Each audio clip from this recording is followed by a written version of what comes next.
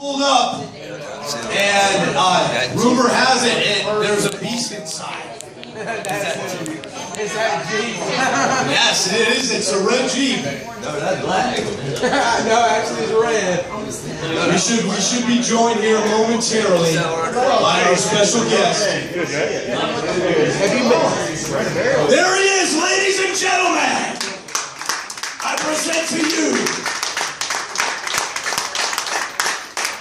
amateur wrestling legend, UFC Hall of Famer, and WWE superstar, Dan the Beast Severn! Alright, Dan, let me get your microphone.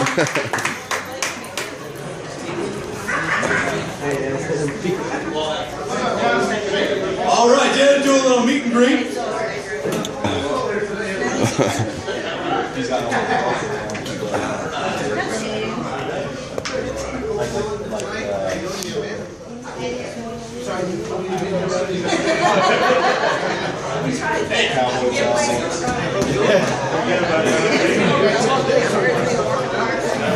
All right, we're gonna start out with a little game, a name game with the Beast. Hello. As soon as he meets and greets everybody. All right. Hello. All right. We got Dan's microphone. Hello. All right. We're gonna do pictures after and merchandise sales after, but let me get the Beast's microphone here. He wants autographs. Hey Dan, how are you, man? Good to see you. Jim, good to see you again. He said he'll be here all night. Say hi to the owner.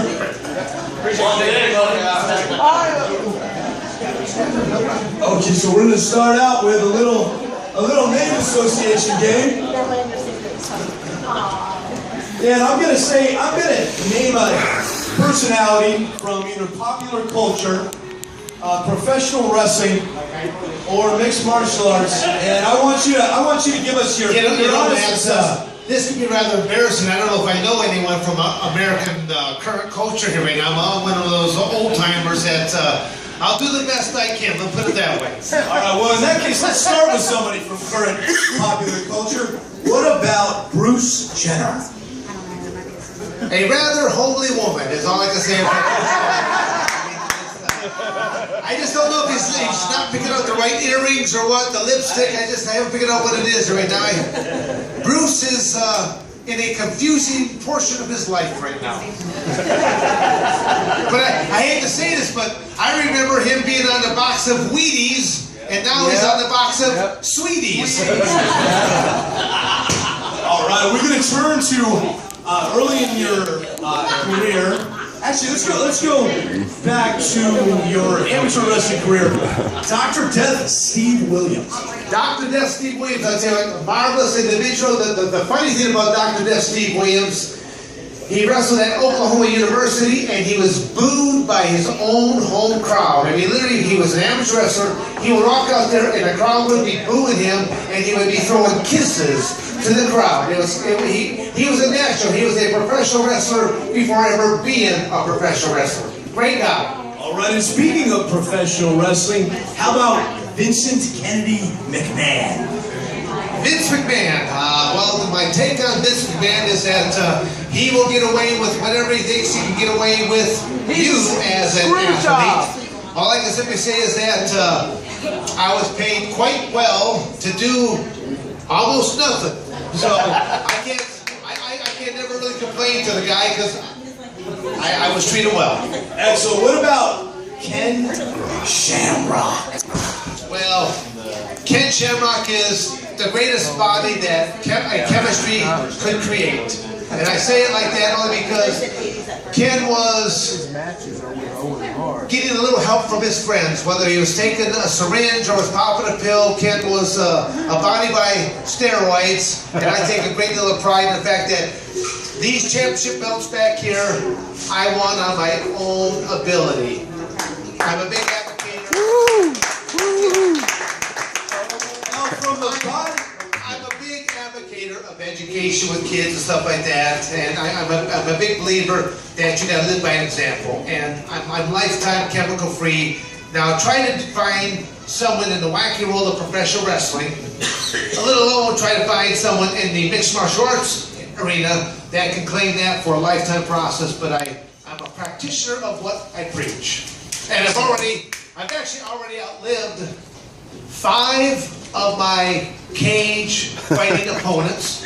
And I've already outlived about 25 or more of my professional wrestling partners, including the person who I won the National Wrestling Alliance belt from originally, Chris Candido. And I think Chris Candido was only 26 or 27 when he passed away. So that's not natural causes at that point in time.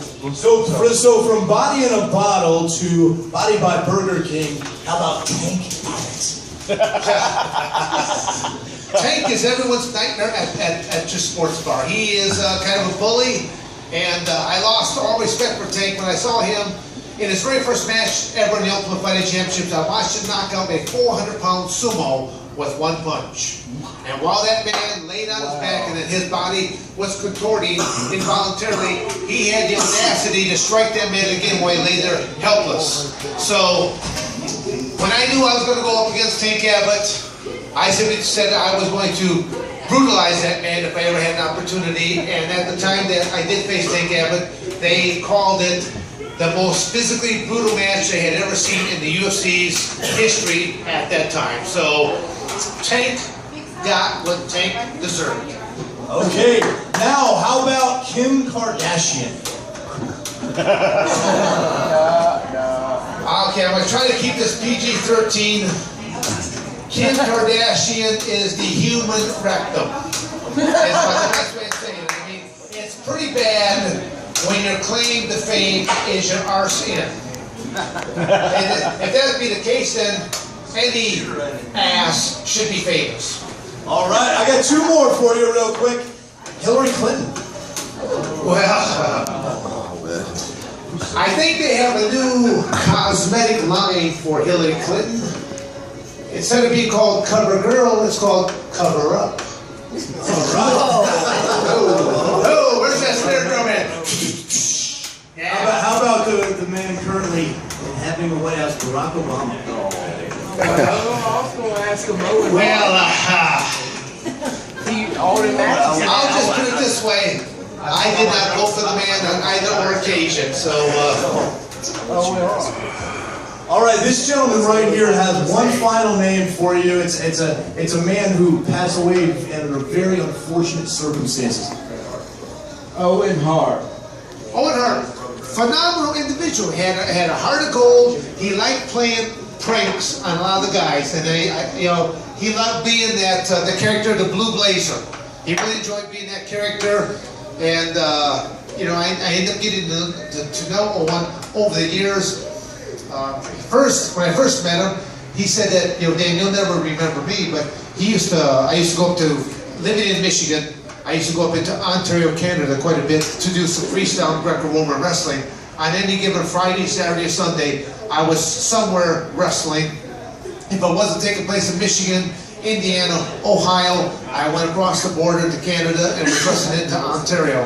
And he said that he used to watch me in the Canadian Cup and some other things at that time. And it was a real privilege for me to actually be at the Hart residence and to be talking in the living room there with Stu Hart while they were setting up all the cameras and the sound systems for the dungeon match that took place with Ken Shamrock and with Owen Hart down in the basement of the Hart residence. So that was a real privilege for me to sit there with Stu Hart, and actually a few days later, I was out on the road for another professional match with the WWF at the time, and Owen Hart came over to me and he gave me a T-shirt. He says, my dad signed this, and he wanted me to give this to you. So I thought that was really quite a nice gesture to actually get a signed T-shirt from Stu Hart himself. Excellent. I have one last name, because you talked about Greco and freestyle. There's a movie that just recently came out called Foxcatcher. And it's a gentleman that I know you know pretty well, I'm a world team with. And then my last question, and my last name is Mark Schultz. Well, for those, anyone here actually seen that movie yet, Foxcatcher? Some people. Well, again, that's all based upon a true story about a gentleman that just had too much money, didn't know what to do with it, and never earned a dime of it. He just inherited John DuPont. And he lived in that world of fantasy for so long that he did not realize where fantasy and reality began. Team Foxcatcher was the first time that amateur wrestlers were being offered up money to train and to compete. Both the Schultz brothers, Dave and Mark Schultz, were making $80,000+ a year, and wrestlers, amateur wrestlers, did not receive money, period. So that was crazy kind of funds that these guys were receiving. Two very capable young men. I've been on a number of teams with them in the past, and the tragedy portion was, the fact that Dave Schultz ended up getting murdered by John DuPont.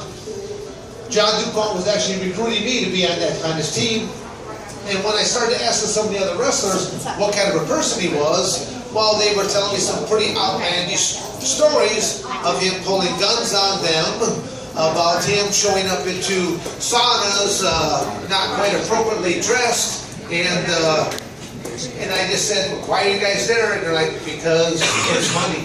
So, it's kind of sad that that all went down the way it did, but I actually look forward to the day that I will get a chance to actually see that movie. Anybody have any questions? I know we're kind of doing like a little Q&A type thing. Does anyone have any personal questions that I can answer for you? Anyone at this table have any questions? Folks, have any questions? Right now? How were you decide you want to be a